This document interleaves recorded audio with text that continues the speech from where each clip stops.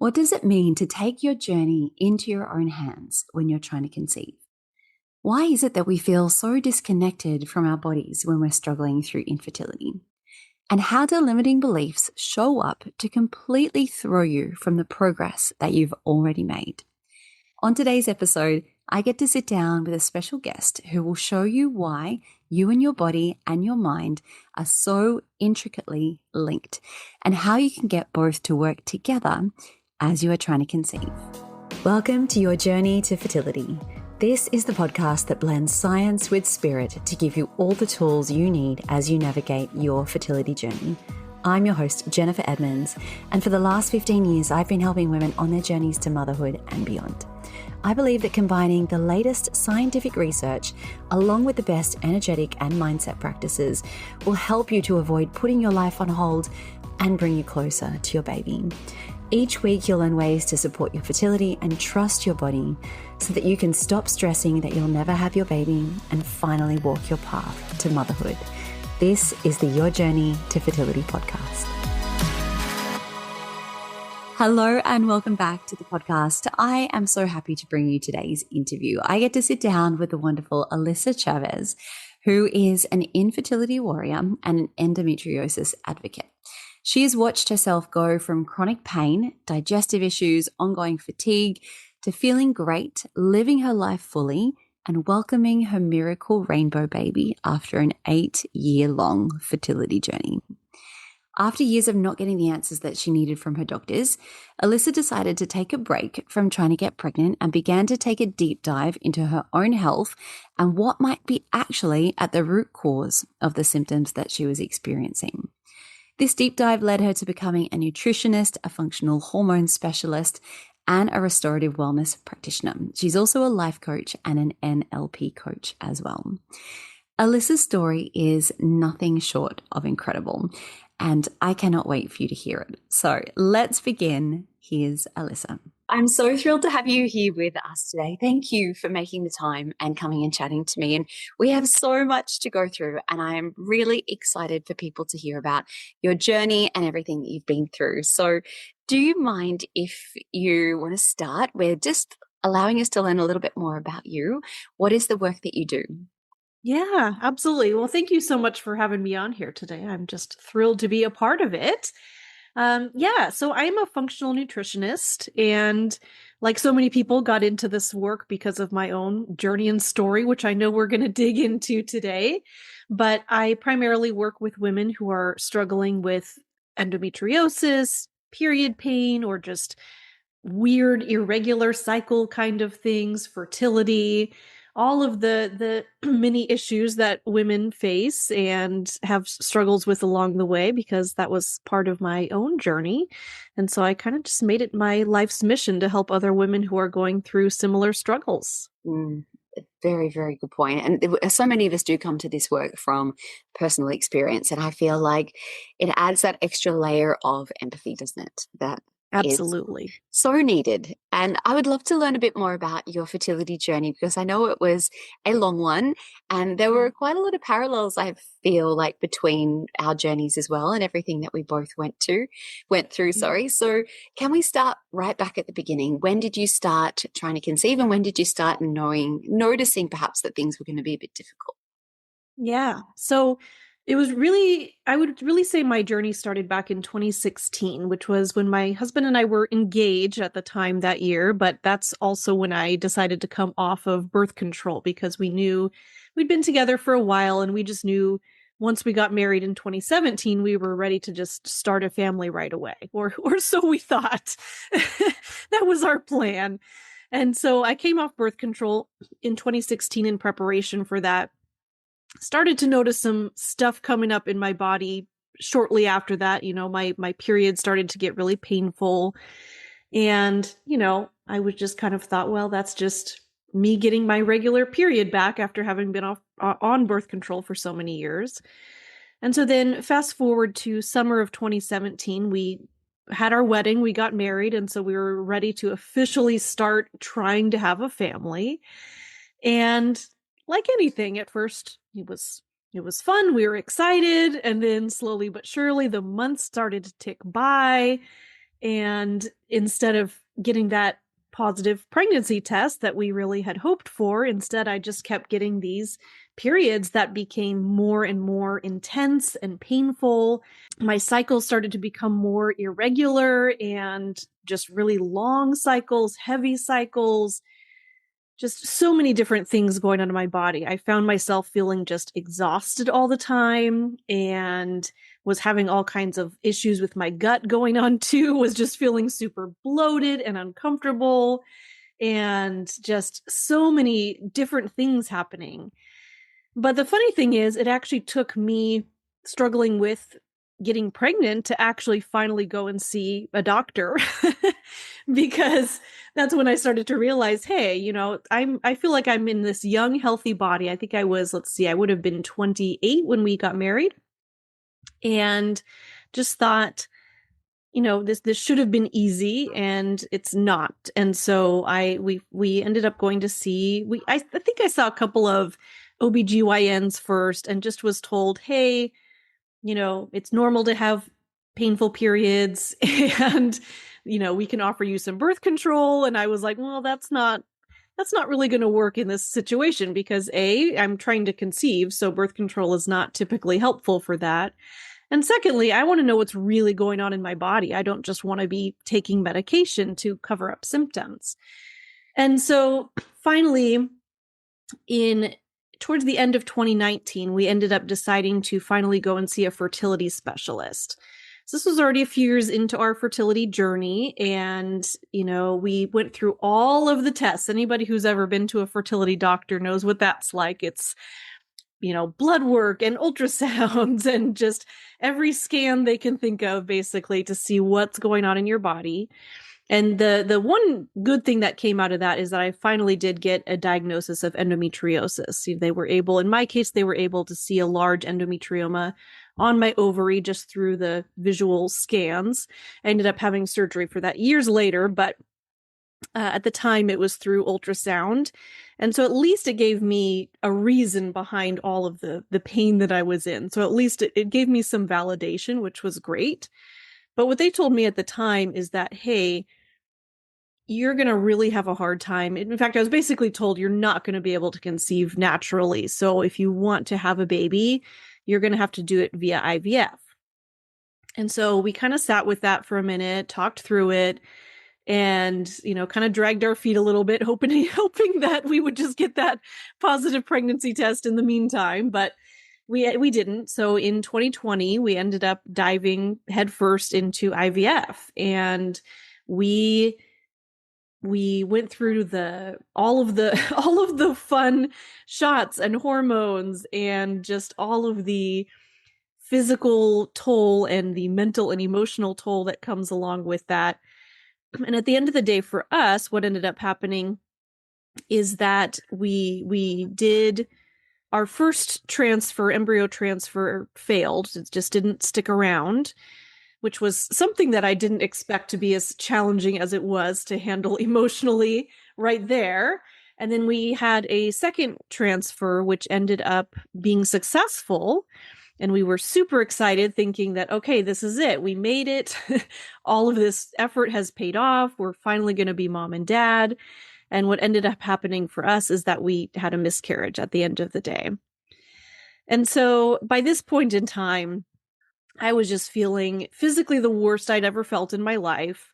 I was feeling just emotionally drained and exhausted and just wasn't in a good headspace at all mentally, to the point where I was, every single morning, really, I was just waking up and I would just sit down in the floor of my closet and just cry every single day and then pick myself up and somehow drag myself through the rest of the day. And so it just got to a point where I said, you know what, I really need to take a step back from all of this. And I want to start to focus on myself and my own health. And so that's what really got me started on this health journey that I jumped into, because I just knew I needed to know more, understand more about what was going on in my body, figure out ways that I could really support myself. And so that's what got me into the world of functional nutrition, is that I started with me just experimenting, just saying, hey, what if I make some dietary changes? What if I do this? What if I do that?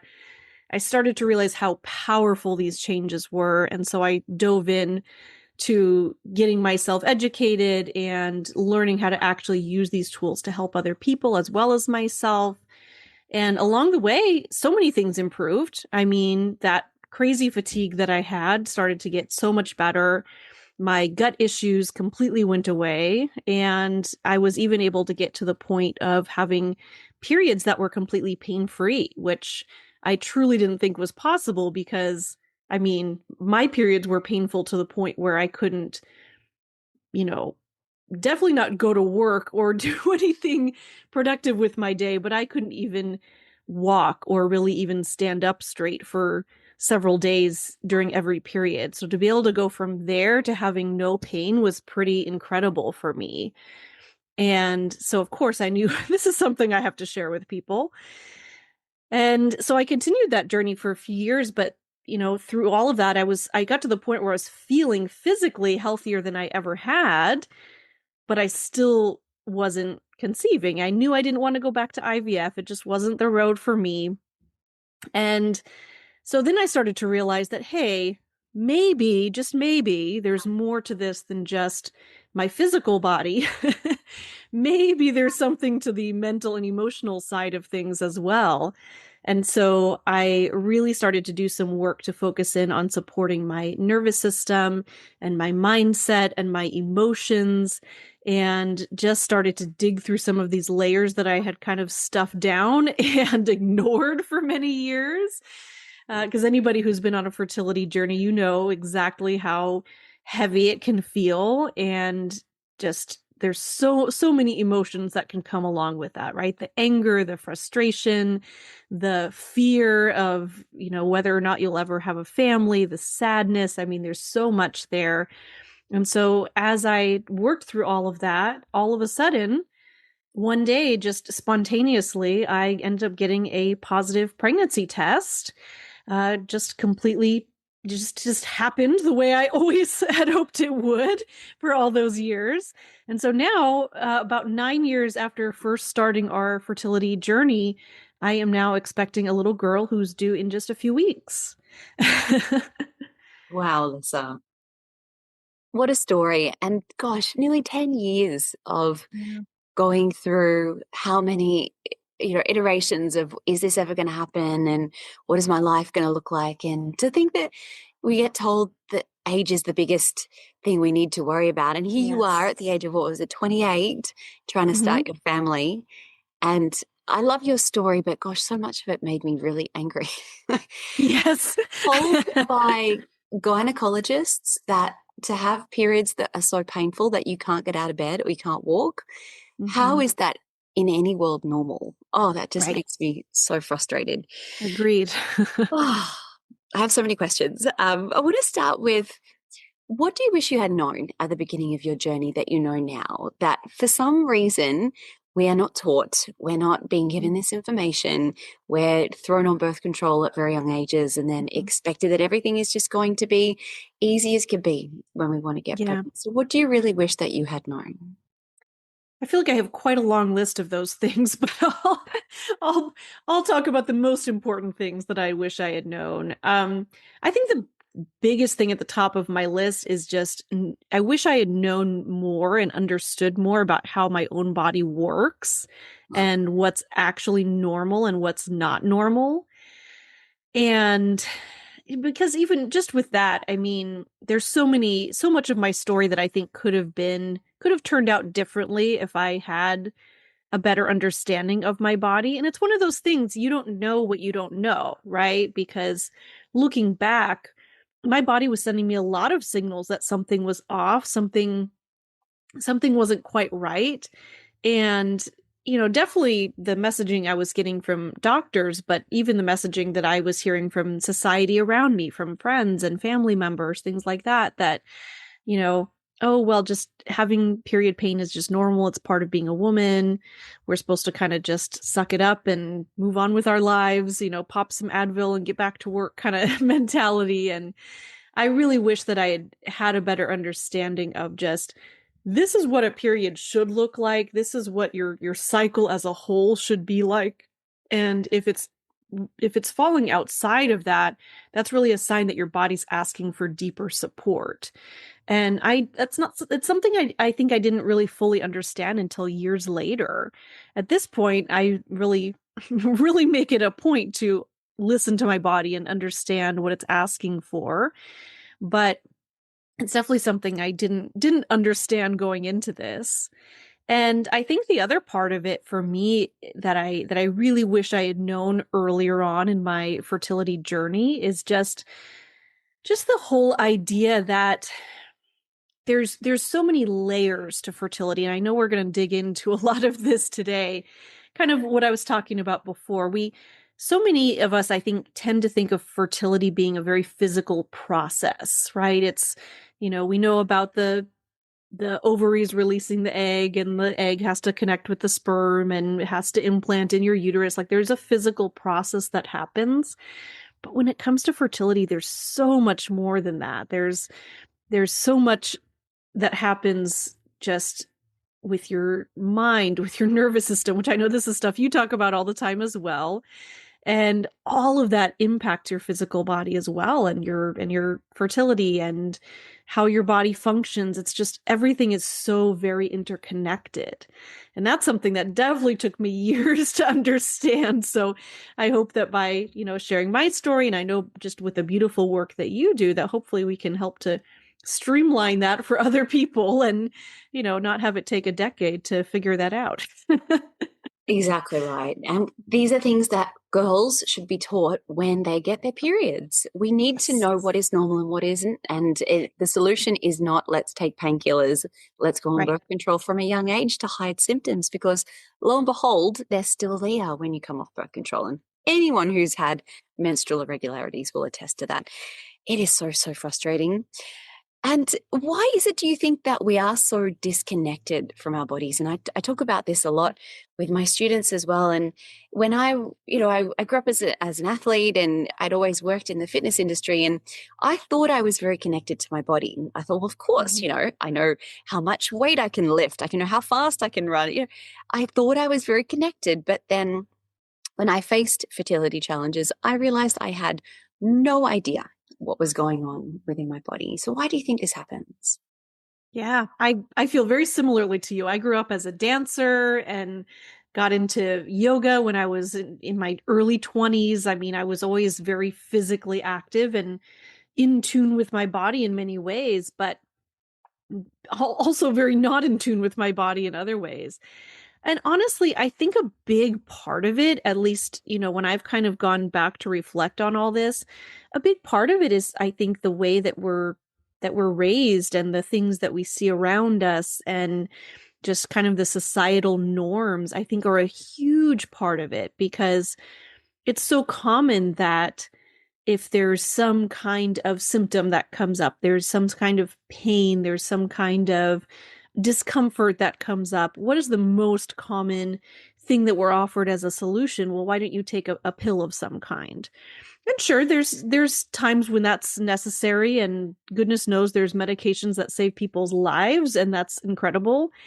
But there's also a lot of instances where I think that just masks symptoms and allows us the space to be able to kind of just disconnect and not really listen to our bodies, because even things like at this point in my life, even if I have a headache, for example, reaching for a pain medication is the very, very last thing that I'm going to do, because I'm first going to go through the list of, gosh, have I had enough water today?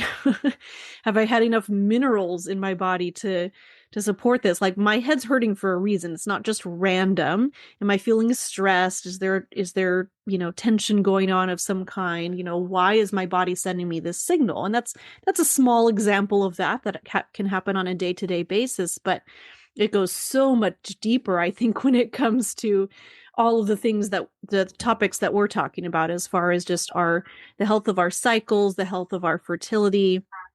There's so many layers to that can run so much deeper. But I think, at least speaking for myself, I think that was a huge part of it. That's the example that I was taught growing up, is just, we just kind of ignore our bodies and push down the symptoms and find some way to just be able to go about your day and look happy and normal. And we just keep doing that, repeating that cycle. And then all of a sudden those symptoms come back worse than ever. And, until we're just forced to listen, like you don't have a choice. That's it. And I think the headache example is a really good one because that is just the classic, okay, well, I've got a headache. I just take a painkiller. But Mhm. what is your body trying to tell you in that circumstance? Are you rested enough? Like you said, are you hydrated? There are so many things that we can then say, oh, okay, this is something that my body is trying to signal to me as an issue. And we are just automatically told to ignore those things. And I hope that we are slowly changing the conversation because it has to start somewhere, right? And I have a daughter, you have a daughter, and even everyone who has boys as well. I mean, they also need to be in tune with listening to their bodies, and Mhm. we will get there slowly, too Yeah. slowly, but we're getting there. Yeah. What do you think it means to take your health into your own hands on this journey? I mean, you went to more than one gynecologist who told you your Mhm. symptoms were normal. And when you have a trained medical professional telling you that you are wrong, what do you do in that situation? Because I don't know if I have any students who haven't had a similar situation, something like Yeah. It's incredibly common, unfortunately. And I think looking back, I think at that point in time, I was still I was still not entirely sure what was going on. I wasn't quite as in tune with my body. So I feel like at that moment, I kind of just would listen to them and be like, oh, well, doctor said it's normal. So I guess this is normal. But I think there was always a little voice in the back of my head saying, what are we sure about that? you know? And at this point in time, that whole idea, that concept of taking your health into your own hands is something that's incredibly important to me. I would go as far as to say it's really one of the cornerstones of the work that I do. And what that really means to me is learning to understand your body and the signals that it's sending you. I mean, that's a huge part of the work that I do with clients is, part of it is me talking to them about what they're eating and, things like that, of course. But a big part of it is, okay, what symptoms are you experiencing? What's coming up for you on a day-to-day basis? And see if we can start to break down what that actually means, what your body's actually telling you. And it's the coolest thing for me to see, once I've been working with somebody for a while and they come to me and say, hey, I had the coolest experience. I had some gut symptom going on. Let's say I was feeling a little constipated last week, but I know from the conversations we've had that it can be related to X, Y, and Z. And so I did this and it all of a sudden resolved itself and I feel great again. And it's so cool to see people be able to do that because my goal isn't for people to just be reliant on me forever for the rest of their lives, but to help to guide other women in understanding their own bodies. And so what that really means for me is, first of all, learning that how to really listen to your body. And that can be a long process sometimes, figuring that out slowly but surely, but also understanding that there's so much that we can do to support our own bodies. There's so much that we can do to support our health because I know so many women, if they're struggling with fertility, if they're struggling with the period pain, if they're struggling with the weird cycles and just all the symptoms that can come with that, you get to the point where, and I know this from my own personal experience, where you just start to feel like there's just something innately wrong with you. Just you're broken and I just live in this body that doesn't really work right. And it can feel very defeating.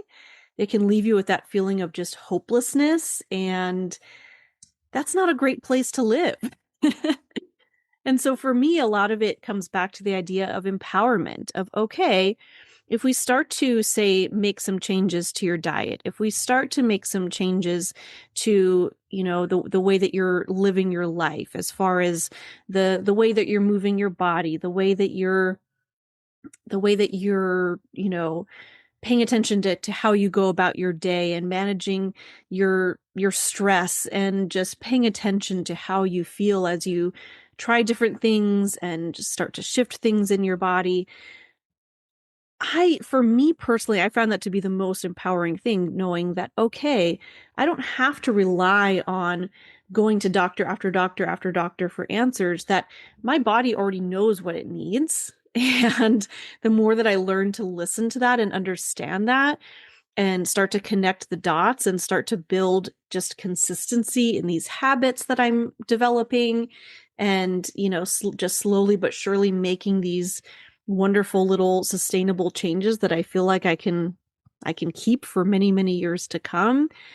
It's so empowering, because I'll have people sometimes ask me, like, gosh, how do you eat so well all the time? And first of all, I definitely don't eat perfectly. I will never claim to. But for me, it's not, it doesn't feel like a chore, because I I know how how much changing my diet has impacted the way that I feel in so many different ways. And to me, it's almost like an honor to be able to care for my body in that way and not have to just live life knowing that I'm going to be in pain again, or kind of waiting for that other shoe to drop. So for me, a lot of it is about that sense of empowerment, which I think is so powerful. It is. And it's a gift, isn't it? I look at times now when, at Christmas where I've eaten way too much cheese and, Yeah. these occasions where we all kind of don't get into our normal routine. But the differences in my body are extreme. And it's so fascinating to think that, again, we're not taught this, but that we went through so much of our lives just eating what we wanted, not thinking about when we ate and what impact it was having on our bodies. I find it so fascinating. Like, so much of this is medicine in and of Yeah. itself, basically. What I love about your work is obviously you are a functional nutritionist, which is very science focused.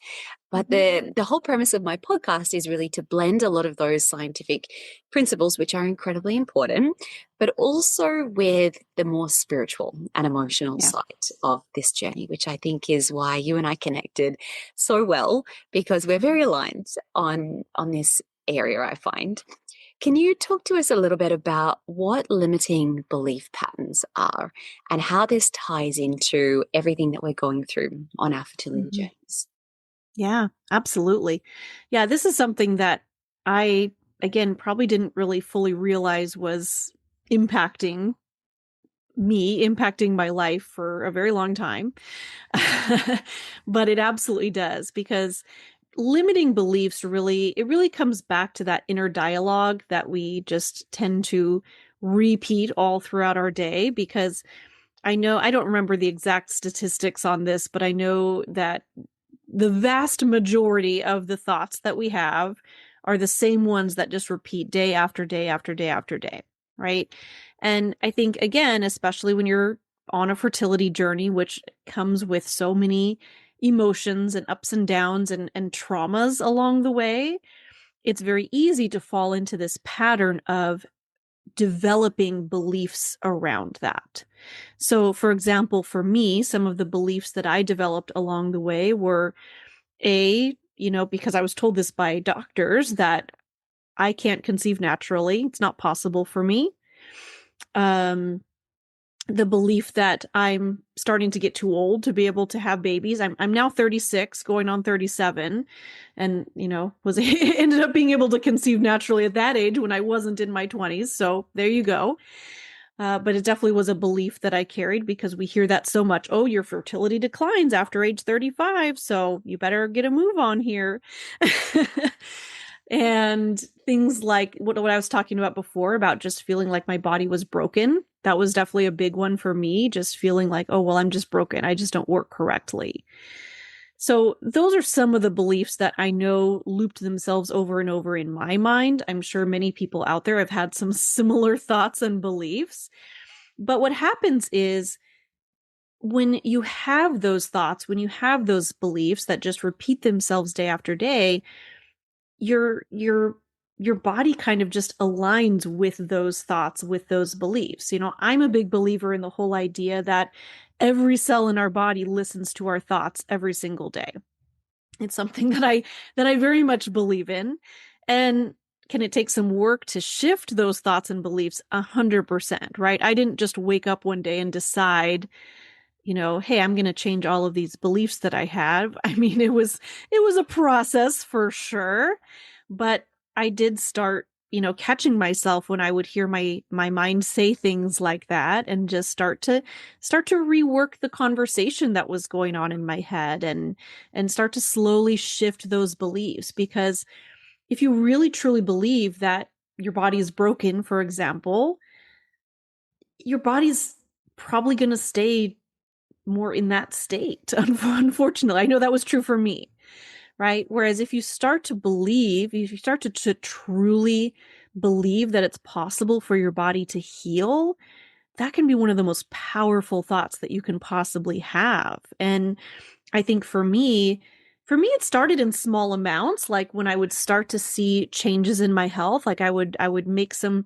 changes to my diet and would start to see some positive changes happen, or I would tweak this and I would start to see changes happen. I would work on the health of my gut and start to see some changes happen. It started to build up that belief. It was like having a little bit of that evidence that this is possible kind of helped me to jump over that edge.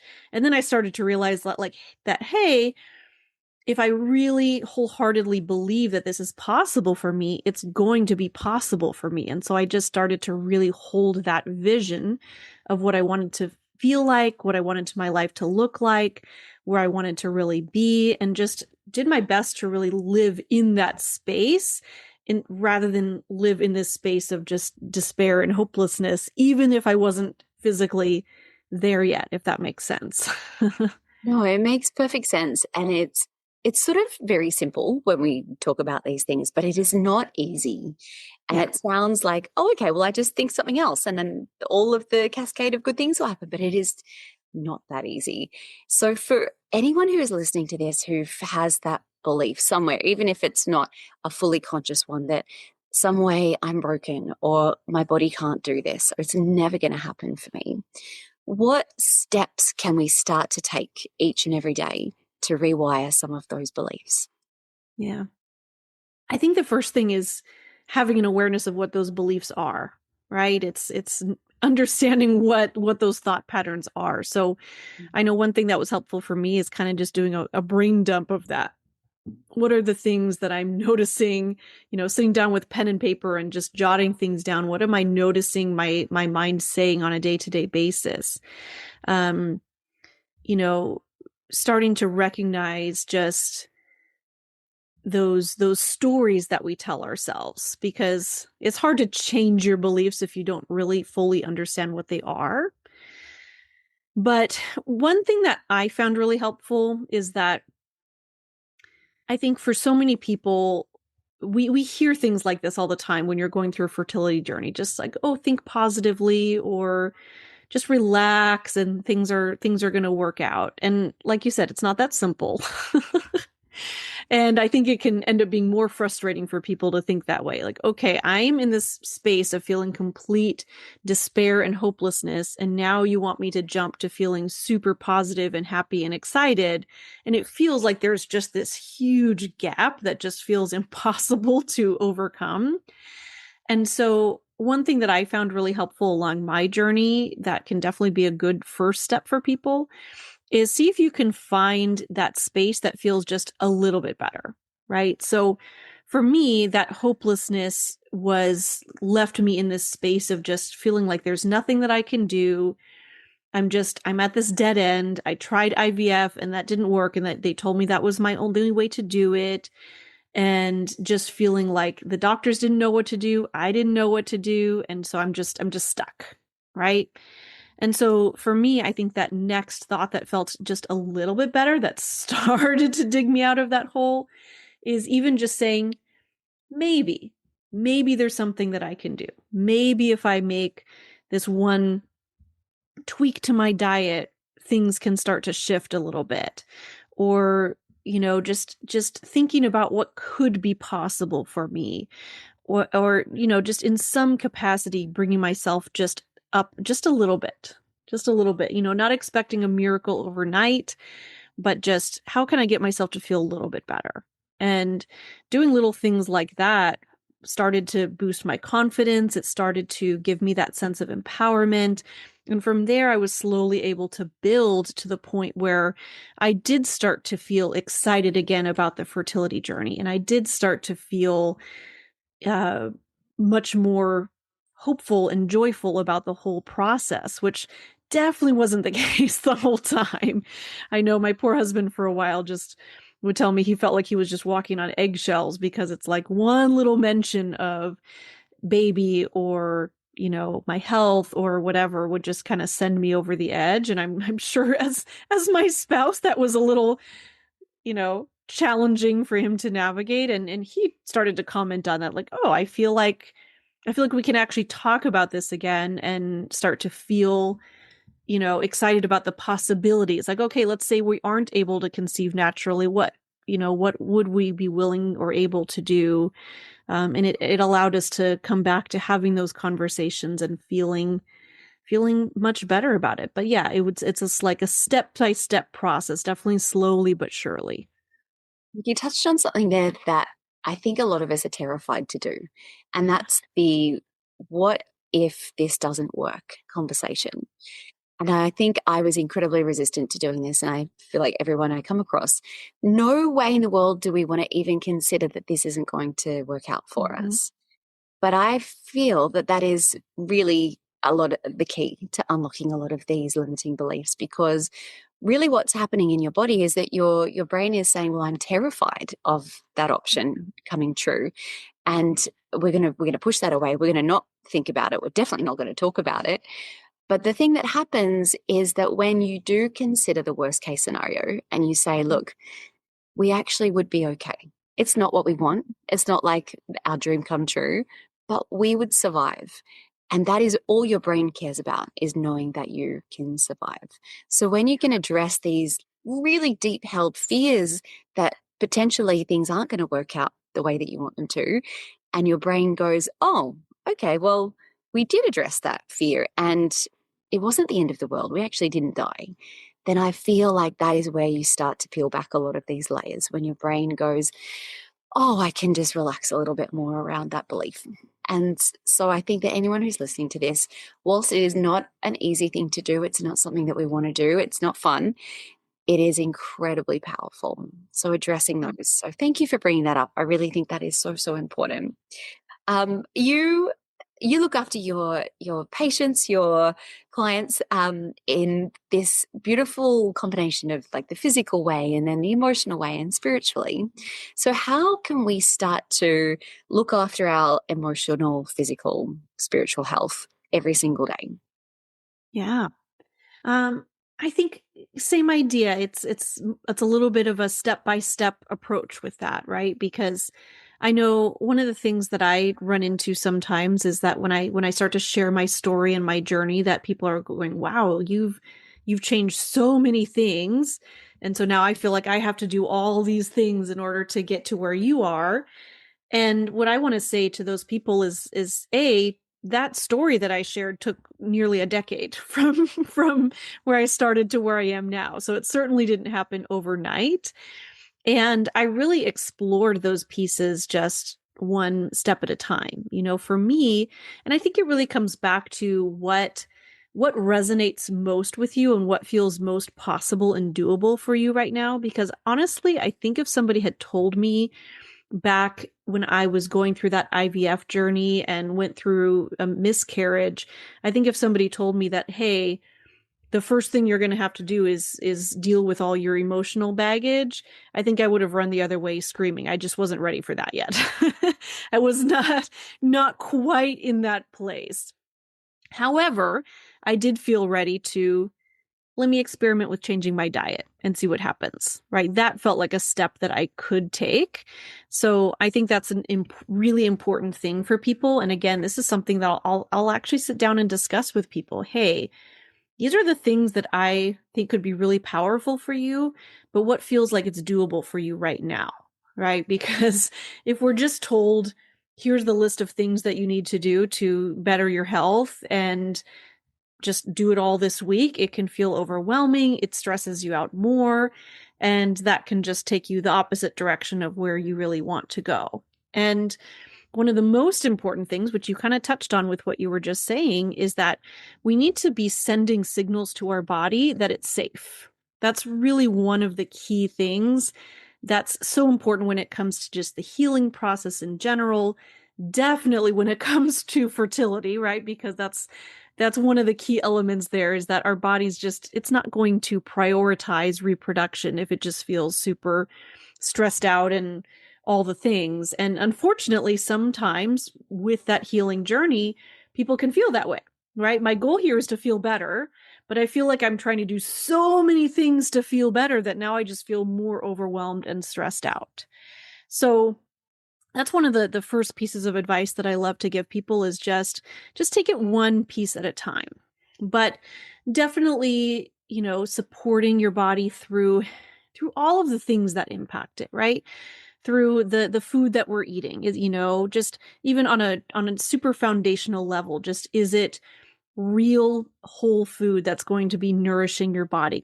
I think so often we really know what what's good for us, what's not. If you're sitting in the corner eating a bag of Doritos, it's probably not the healthiest thing, and yet we tend to do it.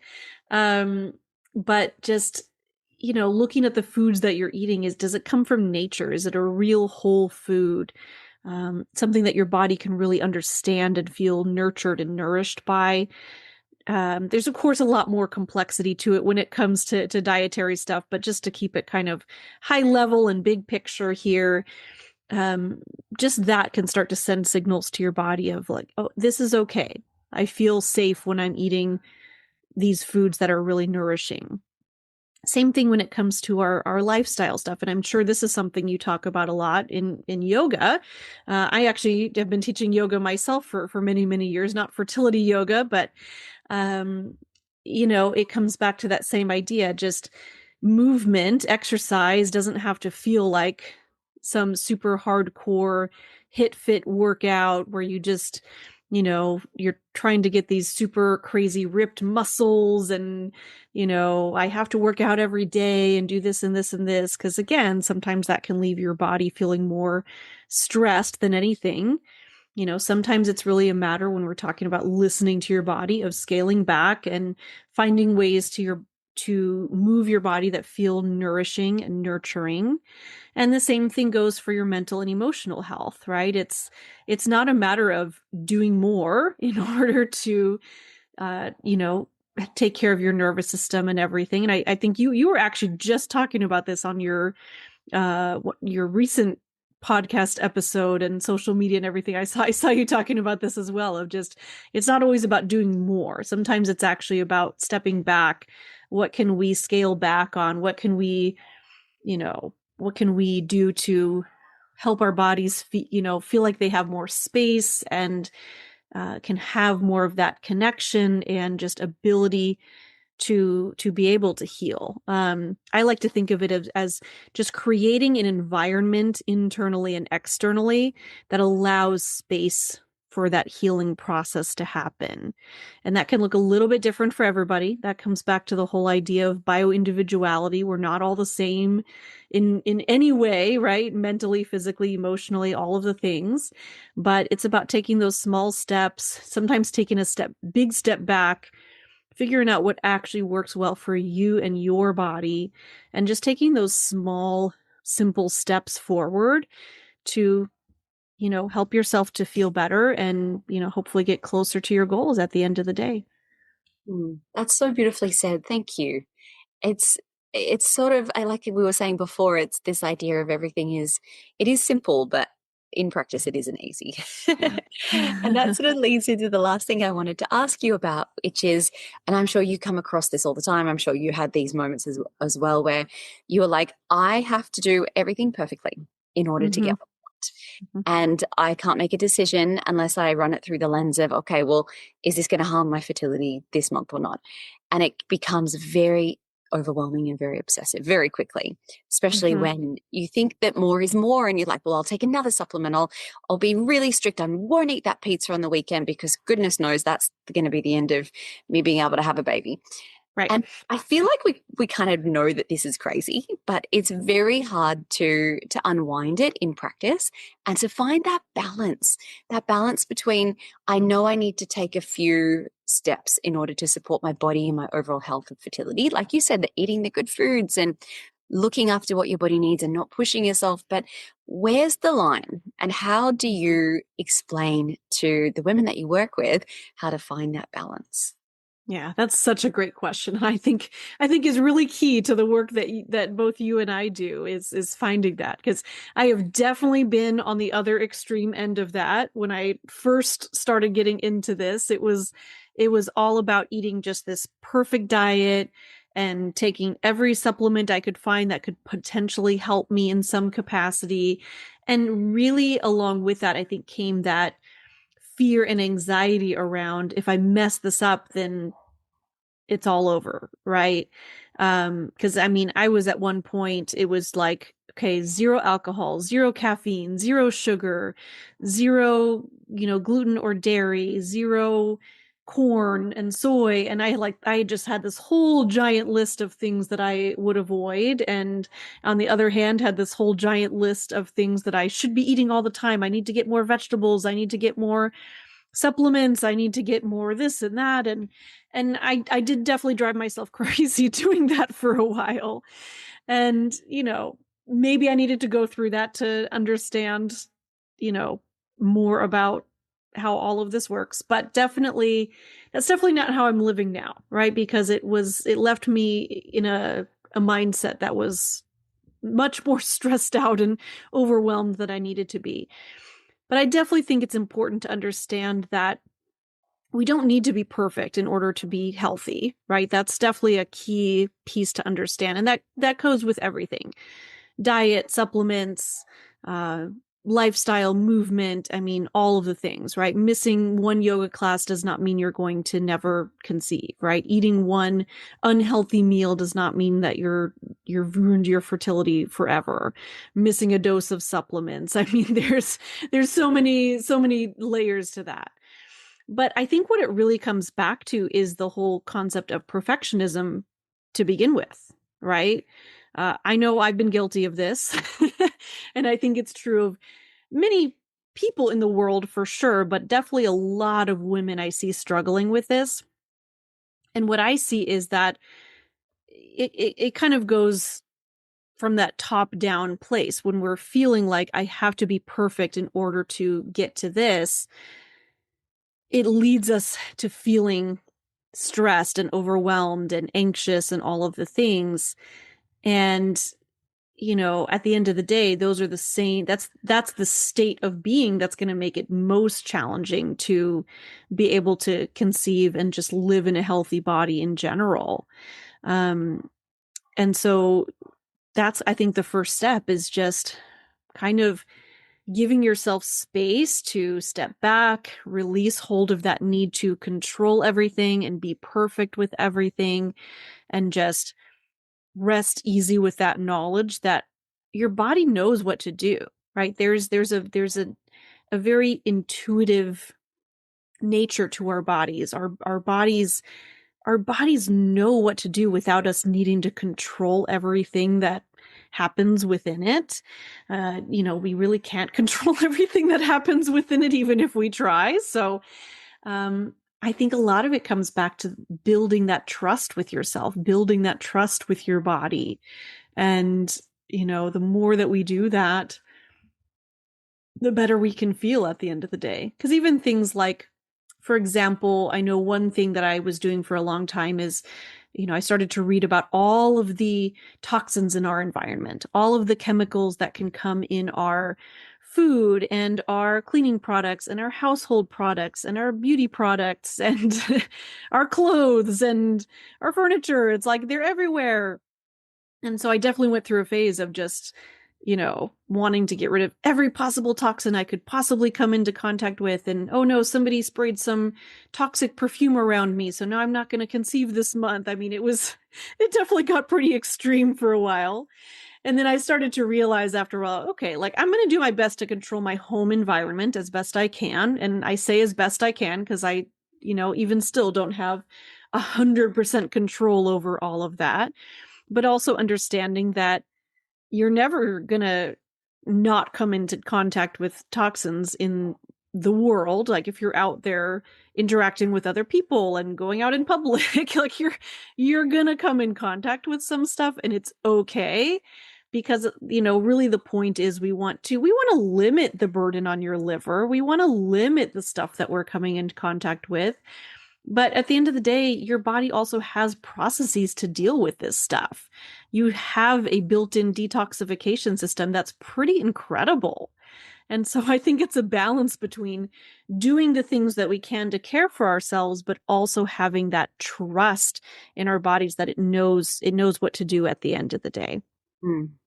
It's so true, isn't it? This idea of you having to control every tiny little aspect of your life. It is incredibly overwhelming.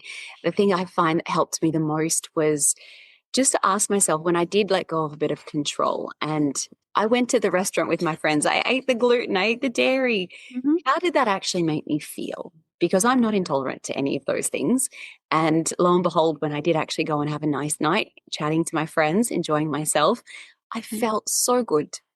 And I think that things like that are good for the soul. And whilst, like you said, you don't have to be perfect every single day to get pregnant or even to have a healthy body, like you said, it's these things that might not be perfect for your health on paper, but they give you so much more than that. So that's just asking yourself, how is this going to make me feel? If I'm incredibly restrictive and miserable at the end of the week versus, well, did I actually enjoy myself here and there as well? And I feel like that really turned the tables for me as well. So same. There is so much value in everything that you've shared with us today, Alyssa, and I feel like we could talk about these things for many, many hours. So if people would like to continue this conversation with you and learn more about you and your work, what is the best way to find you? Yeah, so I definitely spend time on Instagram, so that's a great place to connect with me. You can find me at aligned.to.rise. I also have a podcast, which you can actually find an interview with Jen on there as well. Is called Aligned to Rise as well. So you can find the podcast and check out some episodes. I talk all about topics like this: endometriosis, fertility, cycle stuff, all of the things. And you can also just find me on my website, which is www.alignedtorise.com. Wonderful. And we'll be sure to link up all of those into the show notes as well. Alyssa, good luck with the amazing, exciting few weeks that you've got coming up and the arrival of your beautiful little girl. And I can't wait to connect with you again. Thank you for being here today. Absolutely. Thank you for having me. Thank you so much for tuning in to today's episode and listening right to the very end of the podcast. As I mentioned, all of Alyssa's links will be in the show notes. And if you have any questions and you want to reach out to her directly, you are very welcome. She would absolutely love to hear from you. Now, next week on the podcast, I want to go through why you are definitely not broken, but you might be burnt out on your fertility journey, and how to recognize if you are in fertility burnout yourself. So until then, I am sending you all of my wishes as you continue your own journey to fertility. The most common thing I hear from students who are on their fertility journey is that the stress of trying to conceive has taken over their life. Your days end up being filled with endless appointments, navigating pregnancy announcements. You're trying to eat right, take all your supplements, and it is all you think about from the moment you wake up. I designed the Element Fertility Yoga course to support your body, your mind, and your mental health in 3 important ways: to synchronize your hormones, increase circulation and blood flow, and to help regulate your nervous system. But on top of this, the greatest gift that you can give yourself throughout this journey is a sense of peace, to help you calm your mind and just make this process feel easier. Every single one of my students tell me that this is the first thing they notice after starting a yoga, meditation, and breathwork practice. But on top of this, you have the amazing benefit of actually supporting and increasing your fertility. Studies have shown that those participating in Mind-Body programs as they're trying to conceive have success rates 3 times greater than those who don't. The course I've designed walks you through natural conception as well as fertility treatments and IVF cycles. And the best part is you can work through it at your own pace in the comfort of your home. The practices start from just 10 minutes per day. To learn more, visit elementpilatesyoga.com or see the link in the show notes.